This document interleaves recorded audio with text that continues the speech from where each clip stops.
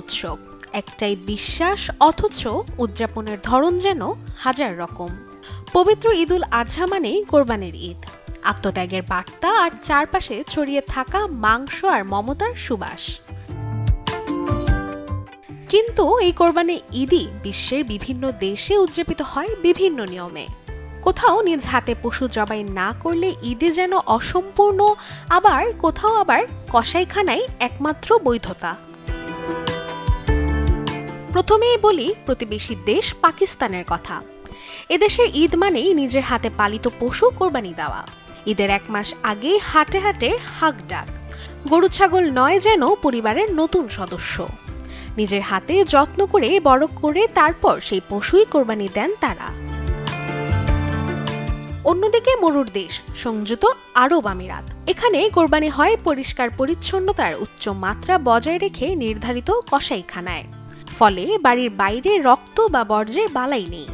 ঈদের নামাজের পর শুরু হয় এই নিয়মতান্ত্রিক কোরবানি।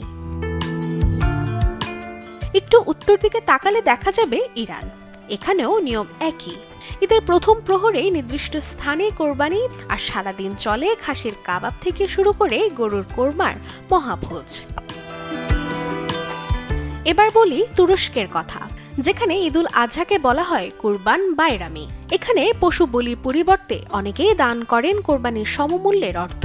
কোরবানির জন্য নির্ধারিত কসাইখানাই একমাত্র বৈধ জায়গা।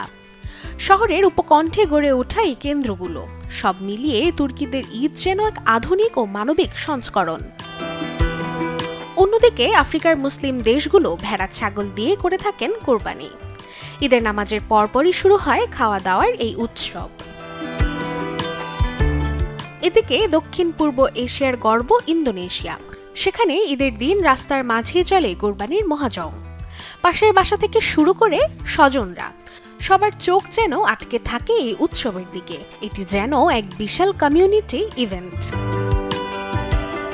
এছাড়া আমাদের পার্শ্ববর্তী দেশ ভারতেও নেই তেমন ব্যতিক্রম। ধর্মীয় বৈচিত্র্যের দেশটিতে ঈদের নামাজ অনুষ্ঠিত হয় নির্দিষ্ট স্থানেই। ছাগল কিংবা ভেড়া দিয়ে কোরবানি দিলেও গরুও জবাই দেওয়া হয় অনেক স্থানে। Desk report, channel 24।